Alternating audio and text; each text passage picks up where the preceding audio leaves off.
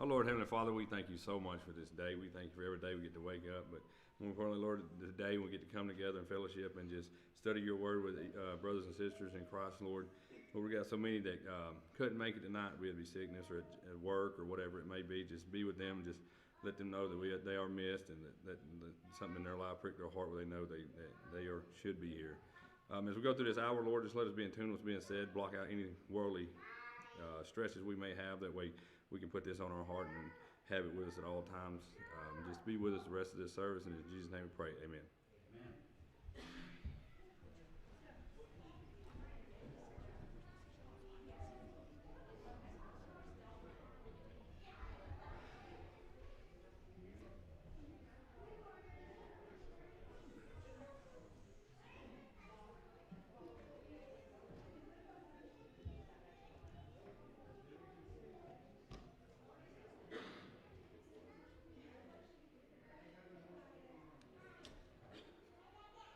Good evening.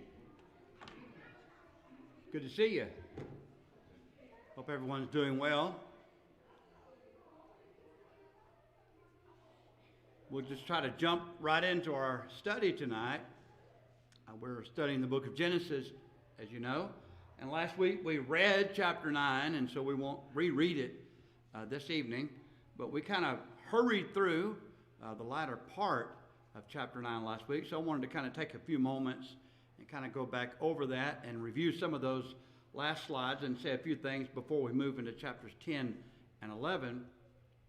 I will say this just generally about this period of history that we're presently looking at, and you'll see that's evident as we go through the text tonight, that there are things that are mentioned, alluded to, that raise our curiosity.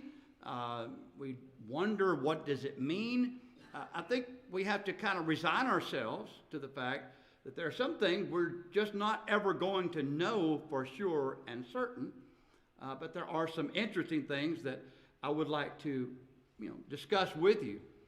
Now, there's a phrase that's used by God when Noah and his family in chapter 9 got off of the ark. God said a few things to Noah that applied not just to Noah, but to all of humanity. And one of those had to do with the animals that had been on the ark with Noah and his family.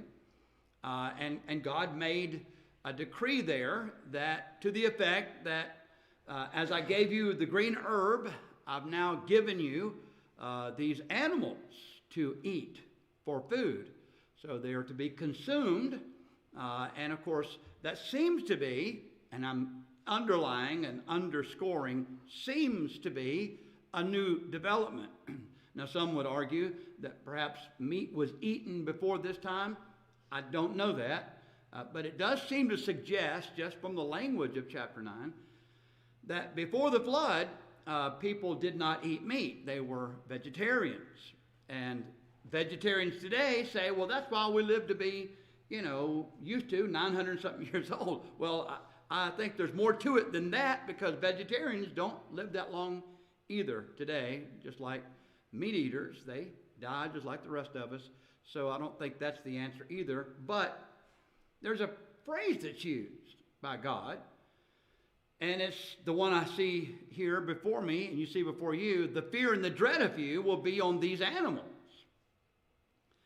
I guess for the longest time I've kind of thought, well, and just assumed that's because we're at the top of the food chain and we are different than the animals for sure, and that's also evident in chapter 9.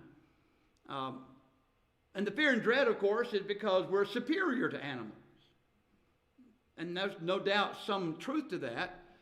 It's probably more likely, though, that the fear and the dread of you had to do more with protecting man than it did with showing his prominence or dominance over animals.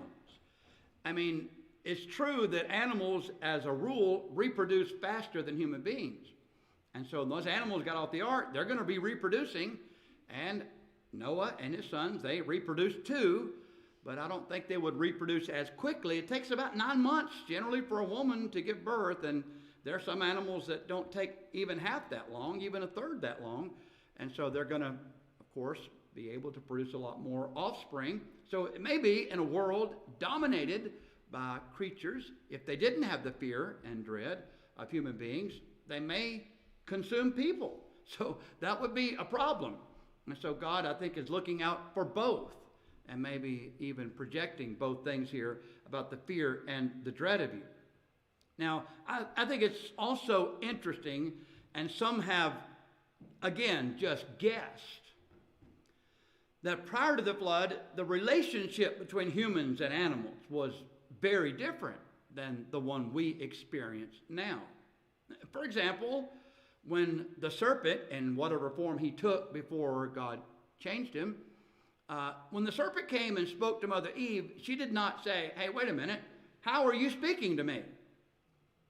They just had a conversation. And he, of course, was able, at Satan's bidding, to convince her to do what God had told them not to do. But why was she talking to this creature? Some have suggested that animals and people actually spoke and they talked. I know that I've had dogs that I've owned before that didn't use words, but they talked to me. They let me know what they wanted me to know. It was kind of freaky. I mean, I remember one time we had a stray dog left off at my house. We named her Lady because she couldn't stop having babies. So we kind of just used a play on words, I guess. Called her Lady. And one of my favorite dogs, I don't know what she was. She looked like a dirty mop, about 6 inches tall. And had a lot of babies all the time. But the first time she had her babies, hadn't been with us long, she came to my back porch and began dancing around and talking or screaming at me in some kind of barking. It wasn't a normal bark. And I thought, what's wrong with this dog? And as soon as I walked down the stairs, she started trotting ahead of me and she wanted to show me her puppies. I thought, this dog is talking to me and telling me I just had puppies. I had no idea. That's why I named her Lady. I thought, well, that's cool. Never had her fixed. She had about 13 litters, I think, in the time. I'm just telling you, we live out in the country, So, I'm sorry, but, we kept her for a long time. Sweet dog. But she talked to me. And I understood her, and she understood me. I wonder if we could use words of what animals would say. We do know that a donkey one time spoke to a preacher and forbade his madness because he was doing that which he was not supposed to do. Again, Balaam didn't seem surprised that his donkey was talking to him. That was rather odd to me. He said, "Hey, what are you doing talking to me?" But anyway, it's like on a TV show about a horse like that. Now, when the fear and the dread of you comes up and God tells mankind that they are to be eating meat along with the green herbs,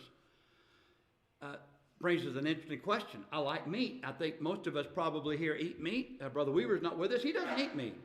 That's fine. He doesn't have to eat meat. No one's required to eat meat, but meat is available to us, and we enjoy eating meat. And I want to say this about meat. If you eat meat, make sure you cook it. Make sure you cook it. When God said to Noah, "I've given you the animals," he also said, "You shall not eat its blood." And why did God say that? Because it is its life. We might use the term or the phrase life force, but it's just life. That's what causes the animal to live, is the blood. Therefore, do not drink the blood. So that was God's reasoning. Now, that was during the patriarchal period. That would pertain. By the time you get to the law of Moses, there were strict restrictions about eating blood. And when you come to the New Testament, we once again, in fact, the first epistle we know of that was written by the body of elders and apostles at Jerusalem at that council meeting, now they sent out a letter to the Gentile churches telling them to abstain from things offered to idols, from blood, from things strangled, and from sexual immorality. So again, it was there. It's mentioned elsewhere in the New Testament. Across the board, from the time of Noah to the present hour, God has forbade human beings to eat blood. And you're probably thinking, well, why would God tell us not to do something that's so revolting? Who would ever do such a thing? My brother told me when he came back from Cuba the first time that he was invited to someone's house in Cuba for an afternoon get-together. And while he was there, they killed one of their pigs. They slit its throat and bled the pig, and then they slaughtered it and began to cook it. Well, they took the blood and the entrails of that pig that they cleaned out and filled the entrails with the blood and then put it in the refrigerator. And my brother said, "What are you doing?" This is a snack for later. Now, I know you're thinking that's revolting, and it is. We should be revolted by that. But there are a lot of cultural influences in the Caribbean. Cuba is just one of them. But a lot of cultural influences there in Central South America where people actually eat blood. They do so in Africa and parts of Europe. I mean, all over the world. The eating of blood is a fairly common thing. It's sick. And we're thinking, why? I don't know. But one thing is for sure and certain, it is a sin to eat blood. So it should not be done. And that's true from the time of Noah to the present hour. Yes? Some people in our country make blood pudding. Blood pudding. I used to be a door-to-door salesman, I ran into that quite often. Blood pudding. In England, it's a thing. It's like, Blood pudding? yeah, I forget what it's called. It's like black pudding. You don't eat the black pudding because it's made out of blood. I'm sorry I brought this up. We're going to continue. Yes. Just so we're clear, so no more medium rare steaks. That's not And actually. no, Okay. medium rare. Now, rare is even good, but it's drained to the blood. But the meat's red, but it's drained to the blood. But Because some restaurants, I was at Longhorn for 12 years, we were trained to say, would you like a little bit of blood? Just, when you ask them, well, medium, Yeah. temperature, what? So from now on, am I okay to still get rare? Or like also, I eat I'm rare. thinking- I eat rare. Huh? I eat rare red when I can. Oh, okay. But I don't drink blood. I don't eat the blood. It is meat, but God was very specific about not strangling the animal and not drinking its blood. Anyway. Okay, moving on from chapter 9. Whoever sheds man's blood, by man shall his blood be shed. And also true of animals. If an animal kills a man, the animal must be killed. Because man is created in what image? In the image of God. And so there's something sacred about human life. And so since there is a sacredness to human life, if you take a life, then a life should be taken from you. And that's God's decree. You say, well, that was Old Testament stuff. No, that's, again, just like the prohibition against drinking blood, true of every generation. In fact, if you come to that's the patriarchal period. If you come to the book of Leviticus, and we're not going to read this, but I would urge you to look at it. What happened when someone blasphemes is the question there. And when someone blasphemes, they're to be stoned to death, put to death in horrific fashion. But again, this was part of the law of Moses. There were many death penalty statutes under the law of Moses for a variety of crimes. Cursing God, or beating up on your parents, or a number of things that would cause you to be put to death. But certainly killing another human being, yes, you would be put to death for murder. But again, the same thing also holds true for us. In Romans 13, we're not going to read it. I would urge you to do so when you get home tonight. But in Romans 13, the powers that be, Paul said, are ordained of God. What powers is he talking about? He's talking about government. And the power that exists is under the authority of God. And so if you resist the government, you're resisting the authority of God. And then he says about these ministers, as he uses that term, the ministers of wrath, to execute wrath, they do not, and this is a quote, bear the sword in vain. And so if you do evil, you should fear, because they'll put you to the sword. If you don't do evil, then you have nothing to fear. Now that's the ideal arrangement for government. And I believe that in I'm sorry, I'm going to say Leviticus, but in Genesis 9, I believe we have the very beginning of human government.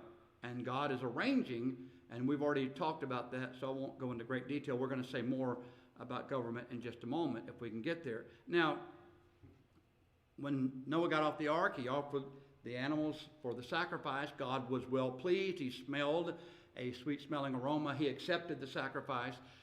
And God put a rainbow in the sky as a reminder. And it's interesting because God has done this again throughout history.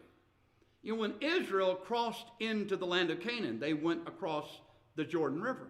Now, the river dried up for them to cross over.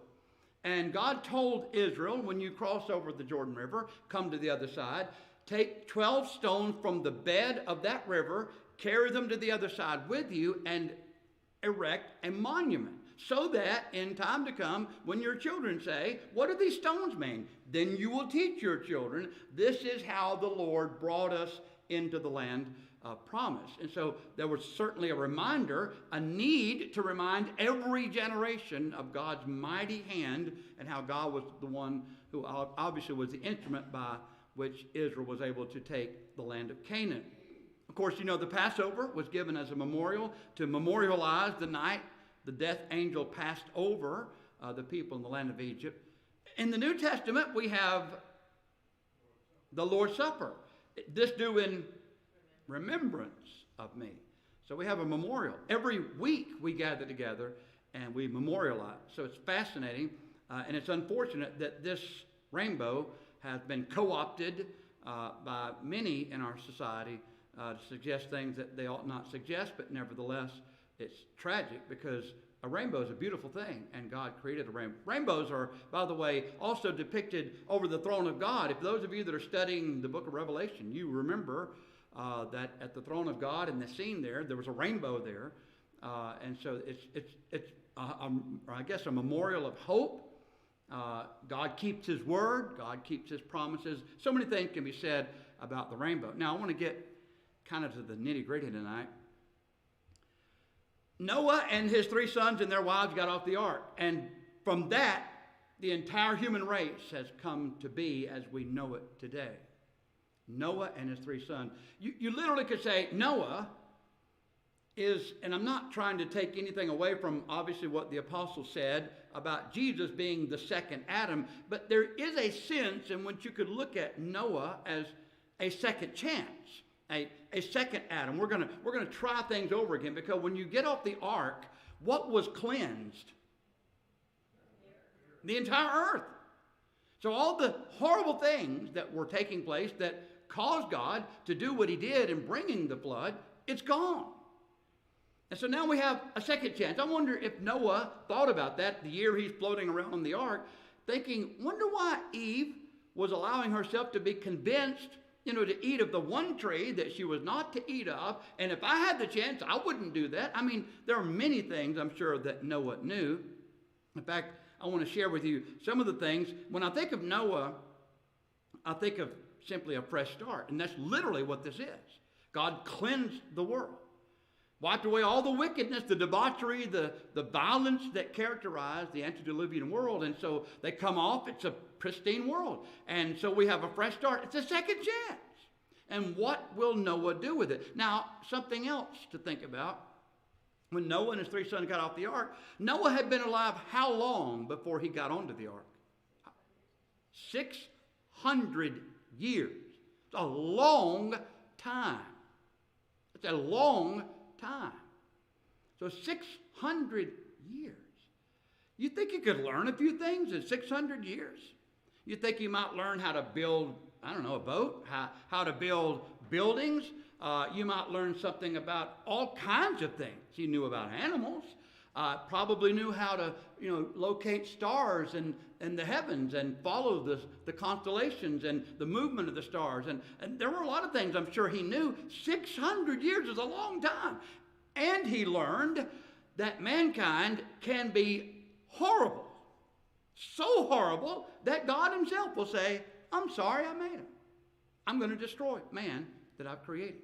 That's how bad man can get. And you have to be really bad for God to reach that point. Noah knew all this. He learned all of this. So we have a fresh start. So he plants a vineyard. And he starts growing grapes. It's a good thing to do. Everybody's supposed to work, right? That's what God told Adam and Eve to do. They were to dress and till the ground even before they were cursed. And so again, here Noah is just following through with God's decree, and he's starting a vineyard, he's working, and everything's going great until he decides to get drunk. You know, this is disturbing because you look at Noah and you realize that Noah found grace in the eyes of the Lord, and Noah was the instrument that God used to preserve the human race. But when you look at the life of Noah, you realize he wasn't perfect. And it reminds us, doesn't it? No one is. Who can ever say, well, you know, I'm sinless, I'm perfect? I know there are some religious groups that actually teach that they are beyond or above sin and don't sin. Well, they're liars and they're deceived and they're calling God a liar. I know that because the inspired apostle said that's what they're doing. But regardless of how sincere they may be, they're liars and they're deceived because all sin and come short of the glory of God. And so did Noah. And remember last week we closed the class with this slide. And it's one of those things you see sometimes on Facebook, but I think it's really got a profound meaning. Because all these great names, all these great individuals and characters that we study about and we admire and we seek to emulate, all of them had some really serious problems. I mean, yeah, Noah got drunk, Jacob lied. Well, Jacob wasn't the only patriarch that lied. They all lied. Moses murdered. Rahab was a prostitute. David didn't just have an affair, by the way. He got the woman's husband drunk. And when that didn't work, he killed him. So David did some horrible things. Peter denied Jesus, cursed and swore to know the man after he walked on water with him. I mean, that's terrible. And yet you look at these horrible things these people did. Did God just throw them to the side and say, sorry, you're no good. I'm done with you. Now, there will come a time when we can harden our hearts and we can turn away from the truth and sear our conscience. That can happen. We need to pray that never happens to us. We need to keep our hearts soft and pliable and open and receptive to the will of God, because God is long-suffering and merciful, and he will forgive even the most grievous of sins. Now, there's something else I want to say very quickly before we go into chapters 10 and 11. Noah had a pervert for a son, and I think I'm just being brutally honest here. I don't think I'm overstating the case.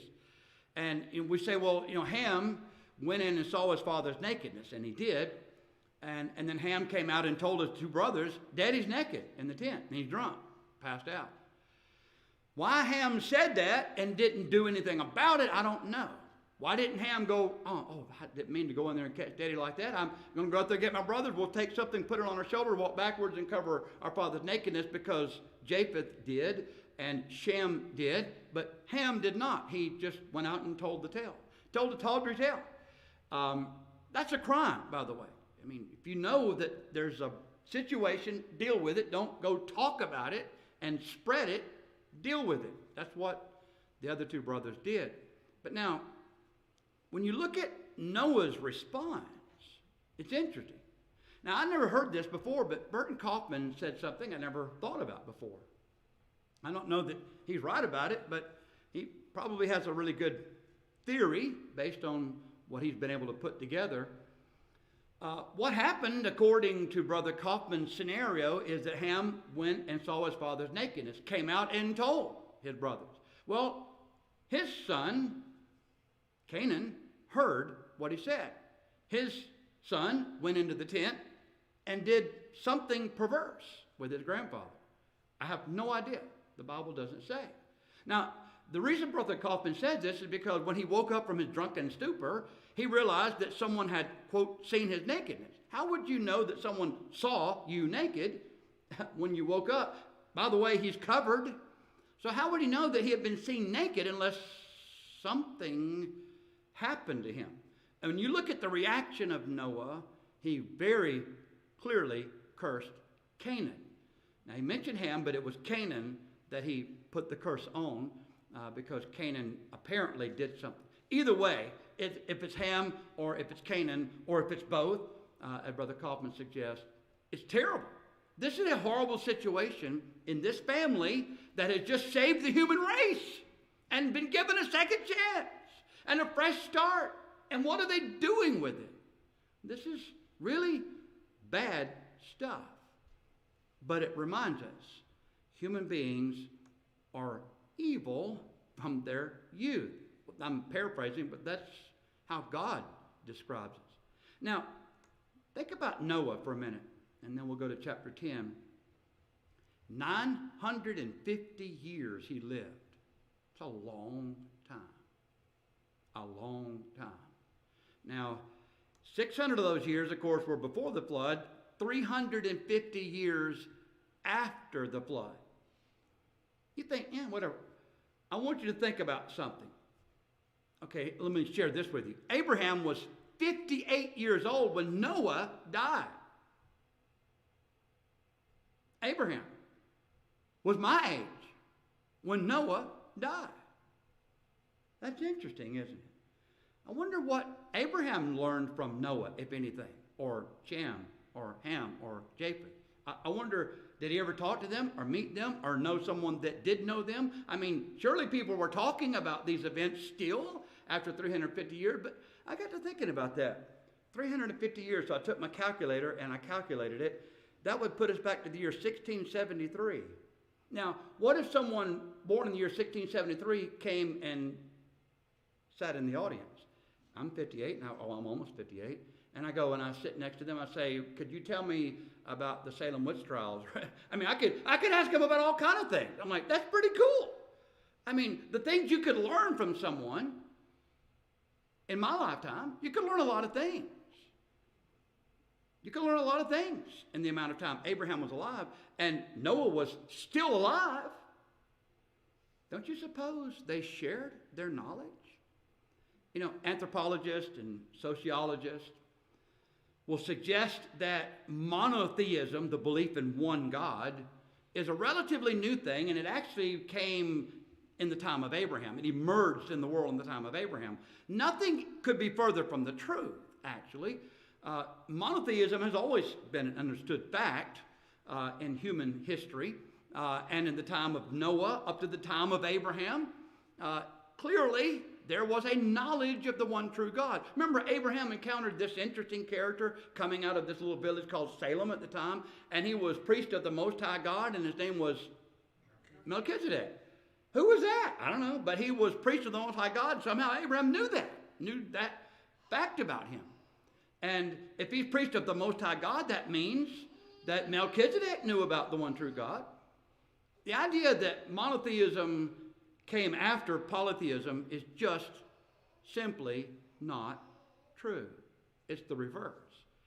Now, polytheism did grab hold very quickly, and Abraham and others were holding the line, but it wasn't, as we're told so often. Any questions or comments about chapter 9? All right, now I'd like to kind of hurry along here, and really these two chapters ought to be read together. I'm going to do my best to pronounce some of these really old and ancient words. Let's just read chapters 10 and 11 together very quickly. This is the genealogy of the sons of Noah, Shem, Ham, and Japheth, and sons were born to them after the flood. The sons of Japheth were Gomer, Magog, Madai, Javan, Tubal, Meshech, and Tiras. The sons of Gomer were Ashkenaz, Rephath, and Togarmah. The sons of Javan were Elisha, Tarshish, Kittim, and Dodanim. From these, the coastland peoples of the Gentiles were separated into their lands, everyone according to his language, according to their families, into their nations. The sons of Ham were Cush, Mizraim, Put, and Canaan. The sons of Cush were Seba, Havilah, Sapta, Ramah, and Saptikah. And the sons of Ramah were Sheba and Dedan. Cush begot Nimrod. He began to be a mighty one on the earth. He was a mighty hunter before the Lord. Therefore it is said, like Nimrod, the mighty hunter before the Lord. And the beginning of his kingdom was Babel, Erech, Akkad, and Calneh in the land of Shinar. From that land he went to Assyria and built Nineveh, Rehoboth, Ar, Kala, and Rezin between Nineveh and Kala. That is the principal city. Mizraim begot Ludum, Anamim, Lahabim, Naphtohim, Pathrusim, and Kaslohim, from whom came the Philistines, and Kaphtorim. Now, I'm not going to say what I'm thinking about the names. Canaan begot Sidon, his firstborn, and Heth, the Jebusite, the Amorite, and the Girgasite, the Hivite, the Archite, and the Sinite, the Arvadite, the Zemarite, and the Hamathite. Afterward, the families of the Canaanites were dispersed, and the border of the Canaanites was from Sidon as you go toward Gerar, as far as Gaza. Then as you go toward Sodom, Gomorrah, Admah, and Zeboim, as far as Lasa. These were the sons of Ham, according to their families, according to their languages, in their lands and in their nations. And children were born also to Shem, the father of all the children of Eber, the brother of Japheth the elder. The sons of Shem were Elam, Asher, Arphaxad, Lud, and Aram. The sons of Aram were Uz, Hul, Gether, and Mosh. Arphaxad begot Salah, and Salah begot Eber. To Eber were born two sons. The name of one was Peleg, for in his days the earth was divided, and his brother's name was Joktan. Joktan begot Almodad, Shilaf, Hazamarbeth, Jirah, Hadaram, Uzal, Diklah, Obal, Abimael, Sheba, Oper, Havilah, and Jobab. All these were the sons of Joktan, and their dwelling place was from Misha as you go toward Sephir, the mountain of the east. These were the sons of Shem according to their families, according to their languages, and the lands according to their nations. These were the families of the sons of Noah according to their generations in their nations. And from these nations were divided on the earth after the flood. Now the whole earth had one language and one speech. And it came to pass, as they journeyed from the east, they found a plain in the land of Shinar, and they dwelt there. They said to one another, "Come, let us make bricks and bake them thoroughly." They had brick for stone, and they had asphalt for mortar. And they said, "Come, let us build ourselves a city and a tower whose top is in the heavens. Let us make a name for ourselves, lest we be scattered abroad over the face of the whole earth." But the Lord came down to see the city and the tower which the sons of men had built. And the Lord said, "Indeed, the people are one, and they have all one language, and this is what they begin to do. Now nothing that they propose to do will be withheld from them. Come, let us go down and there confound their language, that they may not understand one another's speech." So the Lord scattered them abroad from there over the face of all the earth, and they ceased building the city. Therefore its name is called Babel, because there the Lord confused the language of all the earth, and from there the Lord scattered them abroad over the face of all the earth. This is the genealogy of Shem. Shem was 100 years old and begot Arphaxad 2 years after the flood. After he begot Arphaxad, Shem lived 500 years and begot sons and daughters. Arphaxad lived 35 years and begot Salah. After he begot Salah, Arphaxad lived 403 years and begot sons and daughters. Salah lived 30 years and begot Eber. After he begot Eber, Salah lived 403 years and begot sons and daughters. Eber lived 34 years and begot Peleg. After he begot Peleg, Eber lived 430 years and begot sons and daughters. Peleg lived 30 years and begot Reu. After he begot Reu, Peleg lived 209 years and begot sons and daughters. Reu lived 32 years and begot Serug. After he begot Serug, Reu lived 207 years and begot sons and daughters. Serug lived 30 years and begot Nahor. After he begot Nahor, Serug lived 200 years and begot sons and daughters. Nahor lived 29 years and begot Terah. After he begot Terah, Nahor lived 119 years and begot sons and daughters. Now Terah lived 70 years and begot Abram, Nahor, and Haran. This is the genealogy of Terah. Terah begot Abram, Nahor, and Haran. Haran begot Lot. And Haran died before his father Terah in his native land in Ur of the Chaldeans. Then Abram and Nahor took wives. The name of Abram's wife was Sarah. The name of Nahor's wife, Milcah, the daughter of Haran, the father of Milcah, and the father of Iscah. But Sarah was barren, and she had no child. Terah took his son Abram and his grandson Lot, the son of Haran, and his daughter-in-law Sarah, his son Abram's wife, and they went out with them from Ur the Chaldees to go to the land of Canaan, and they came to Haran and dwelt there. So the days of Terah were 205 years, and Terah died in Haran. Okay, we have a lot to cover here tonight. So there's some fascinating material here in this chapter, or these chapters. Where did the races come from? Where did all the languages come from? How did people get to be where they are? We do know that in Acts 17, in the sermon at Mars Hill, Paul did describe God decreeing where these people would settle, setting the bound of their habitation, so on and so forth. And so we have basically on the map before you, you can see the Europeans were basically from Japheth, and the Eastern people, even the Chinese and, of course, the Jewish people, the Arabs, all them from Shem. Ham, of course, migrated south to Egypt in that area.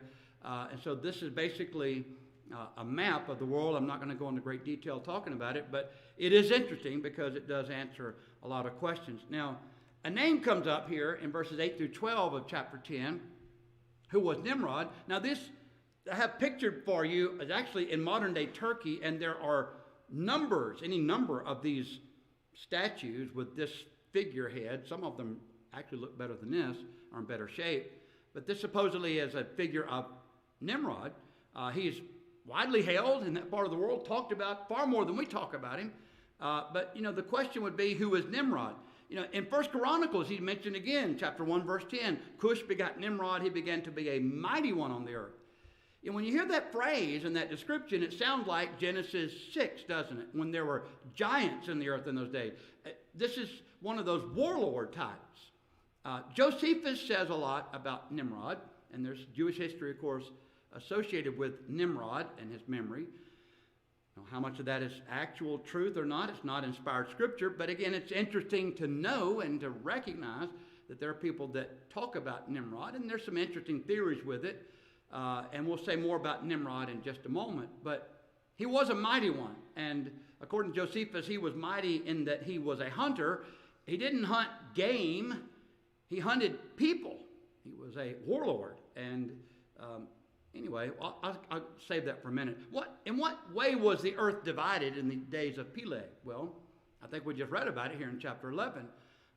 People had one language, they're doing their thing, and God confounds our language, and because of that, people are then scattered across the earth. Now, there are those, and you may see articles. I saw a couple of very compelling arguments, actually, in articles you can find online about geological upheaval. In fact, what I said before was the breaking up the fountains of the great deep is actually said here to have happened during the second generation that we just read in chapter 10 of Japheth's children.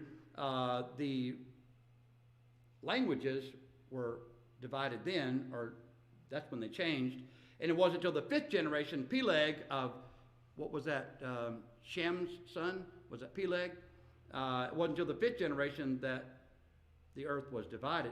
So the argument is made sometimes that this is the splitting of the continents, and they were drifting apart after the flood, and it was kind of a process. And so anyway, I don't know if that makes sense or not. I think it's easiest just to understand that the division happened because of the languages, and that's all it means. It could mean the other. We do know that the other continents are there. So let's go back to this scene, the Tower of Babel, chapter 11. And we think of a tower, and we think of this, I guess, cylindrical structure or whatever. The Babylonians call it a ziggurat. It's a 7-tiered building, has 7 layers. At the top of it is a temple. And what is suggested here is we need to build a city, we need to build a tower, we need to make a name, lest we be scattered. Notice something about the language here, how people with their one language were talking to each other. Let us. There was no mention of God. Isn't that interesting? And what was this building about? Make a name? What's the building got to do with the city? I mean, well, maybe it's the centerpiece, it's the town square. I mean, how are you going to look at it? I don't know. Interesting. Hold that thought. Now, if you think of the Tower of Babel as a pyramid with 7 tiers and a temple at the top, it would suggest, would it not, idolatry. It would suggest that people are turning to the worship of the planets and the stars. I do know this. People of ancient times were far more familiar with the stars than we are. They looked in the sky all the time, and they followed the stars constantly. They built massive buildings all over the world, almost exactly alike. It's really weird, and I have a theory about that. When you think about pyramids, you think about some of those early ones in Egypt. You think about the more advanced ones in Egypt, but we typically think, well, these pyramids were an Egyptian thing. Actually, this is Mexico, a well-preserved pyramid.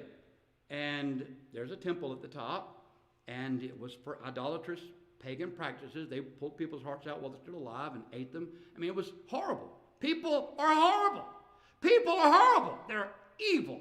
That's what people are. And no one knew that when he got off the ark. Anyway, that's what happened in Mexico. It happened in South America. It happened all over the Americas. You could go to Indonesia, the string of islands, and you'll find vast pyramids there. You can go to India. They have Indian-looking pyramids there. You can go to China, and they got really big pyramids in China. They're all over the world. I saw something recently, Netflix. I forgot the name of the series. Some guy. He's not a theologian. He's not a professor. He's a reporter.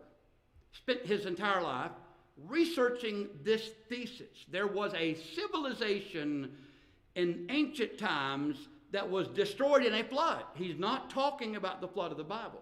He talks about the polar ice caps melting because of something happening or whatever. And so there was a cycle, and then people all perished. But then from that one culture emerged all the cultures that we see around the world. It's fascinating when you think about, why are all these people around the world doing basically the same thing? Well, what if they all had an original starting place? Let's say the plains of Shinar, and they're learning to do these kinds of things. Well, when they're scattered, what are they going to do? They're going to go other places, and they're going to duplicate what they were doing here. And so it's really not hard to imagine. And so you can see again and again. By the way, the History Channel ran something. They think they found a pyramid in Antarctica. I mean, I don't know where all the places on earth you can find these things, but again, is that a pyramid? I don't know. I've never been there. It's kind of cold. I don't want to go there, but maybe people went there one time and built a pyramid. I don't know. Let's go back to Nimrod. I want to talk to you very quickly about him.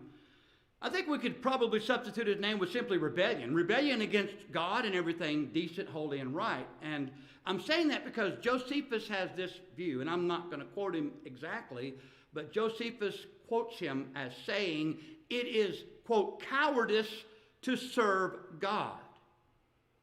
And you are denying your humanity to thank God for any good thing you have.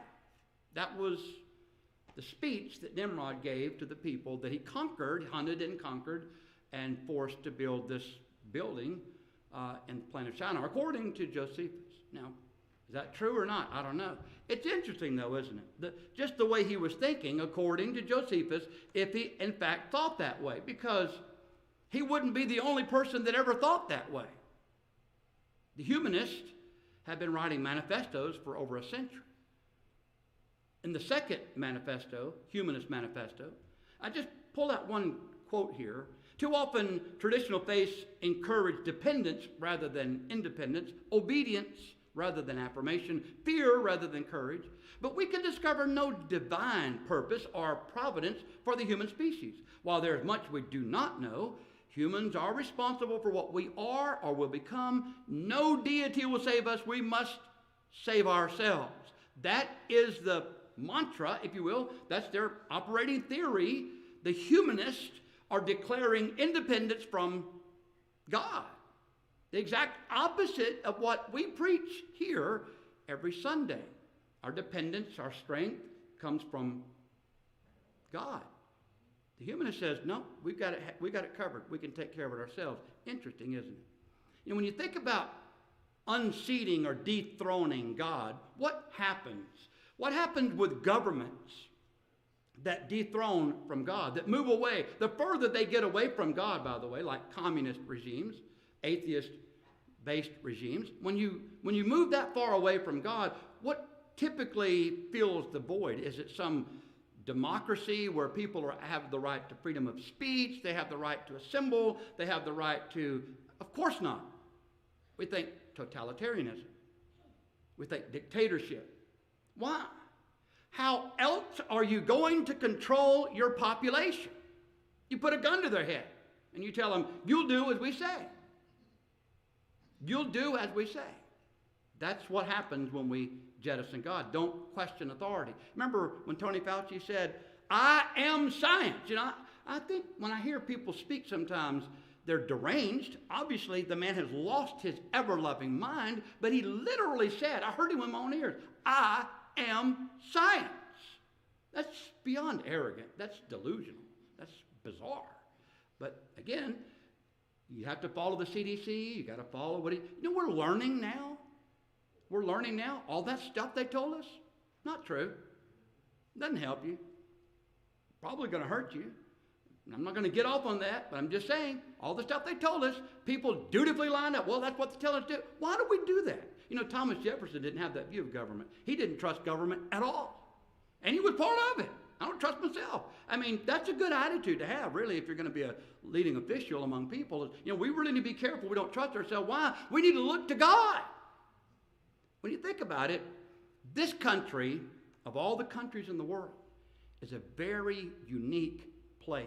And I'm not just talking about now. I'm talking about throughout human history. America is an exceptional nation, unique among the nations of the world. You say, what makes us unique? Well, other than the other nations who have a totalitarian dictatorship approach to just about everything, do as we say or we'll put you on the rack or shoot you or whatever, we have a government by the people, of the people, and for the people, don't we? Well, we did, but I'm just saying, when you look at Jedediah Morse, one of the founders, he said the foundation would support the interests of Christianity are also necessary to support a free and equal government like our own. In all those countries where there is little or no religion, or a very gross and corrupt one, as in Mohammedan and pagan countries, there you will find, with scarcely a single exception, arbitrary and tyrannical governments, gross ignorance and wickedness and deplorable wretchedness among the people. Again, he goes on to say, to the kindly influence of Christianity, we owe that degree of civil freedom and political and social happiness which mankind now enjoy. In proportion as the genuine effects of Christianity are diminished in any nation, either through unbelief or the corruption of its doctrines or the neglect of its institutions, in the same proportion will the people of that nation receive from the blessings of genuine freedom and approximate the miseries of complete despotism. This is profound stuff.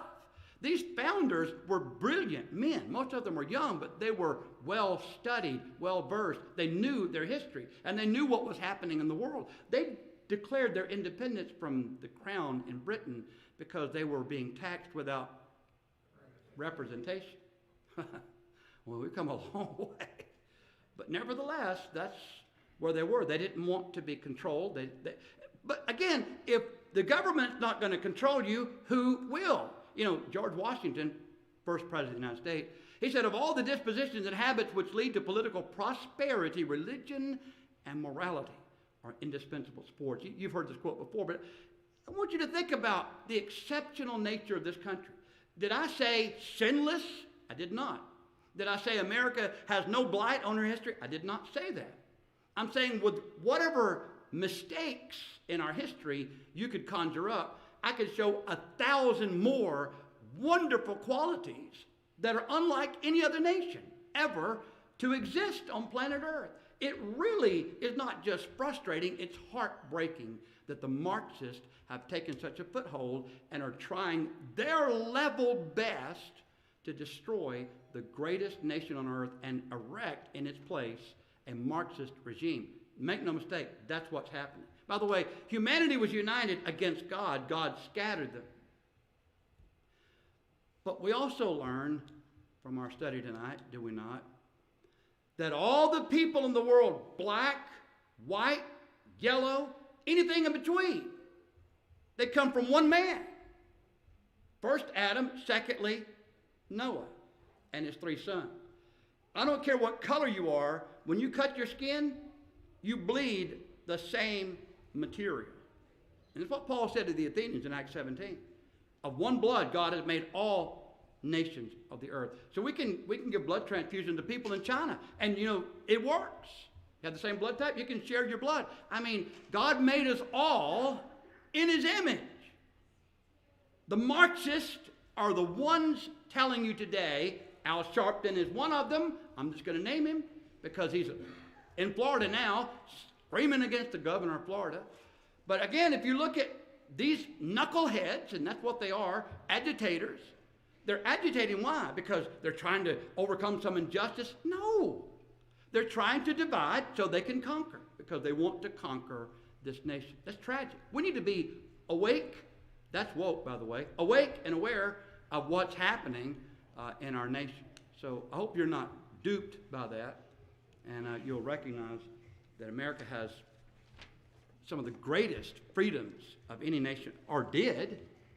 But just like Jedediah Moore said, the more Christianity recedes, the more tyranny comes to take its place. Yeah. The 18th? Okay. Is that one having our men's fellowship too? Okay, the 18th.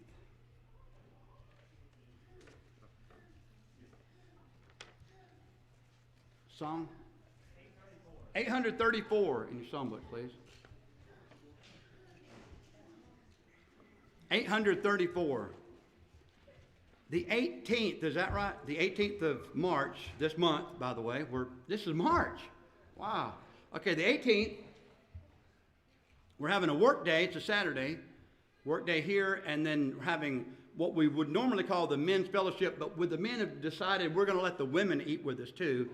So we're being magnanimous. So the women can fix the food, and we can eat. You can eat with us after you fix our food. What? Did I say something wrong? Oh. Anyway, we're going to be eating together somehow or another. We'll get with Brother Key, and he'll tell us how we're going to do that, right? Oh, we're going to cook. We're going to have people cooking on a grill. Okay, cool. We'll know more about that in time to come. Don't forget, this coming Sunday, we have Sunday for the Savior, the meal that follows the morning worship, and of course our Sunday for the Savior program. Please be here and help us in this good work. Don't forget the family retreat and the interest that's seeking to be garnered for 2024. If you have any comments or questions or express interest in it, you may sign the list on the bulletin board, or you can ask the sequence. Digging Deep Ladies Bible Study will be this coming Monday, the 6th at 6 p.m. in the fellowship hall. Please bring fingers for food, and if you have any questions, see Lydia Stubblefield. Don't forget the gospel meeting that's coming up on the 19th, the day after our work day. We'll be hosting our gospel meeting with Brother Brandon Baggett. So flowers on the table in the foyer if you'd like to hand some of those out. We'll be feeding the preacher each night that week. There are sign-up sheets on the table in the foyer. Please avail yourself of that. Friday night fellowship, March 31st at 6 p.m. at the Cunninghams.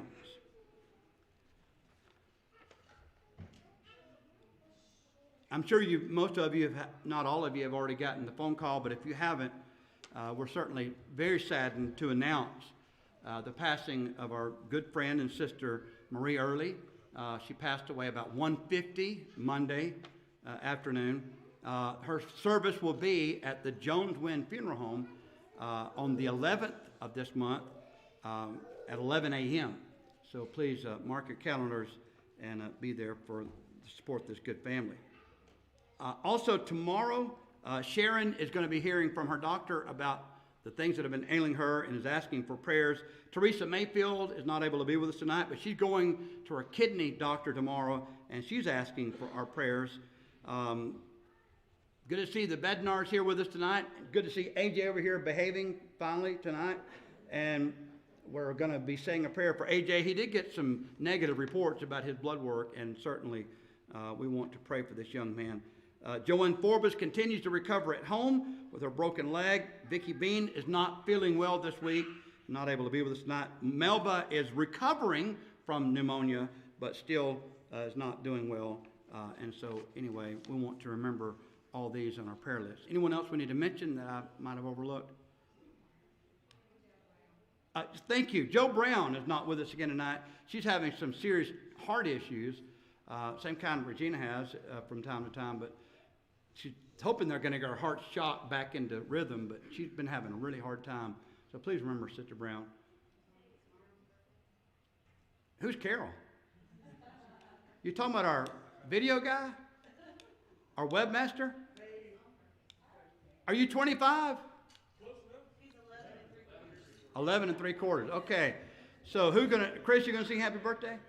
All right. Yes, Nova. Oh yeah,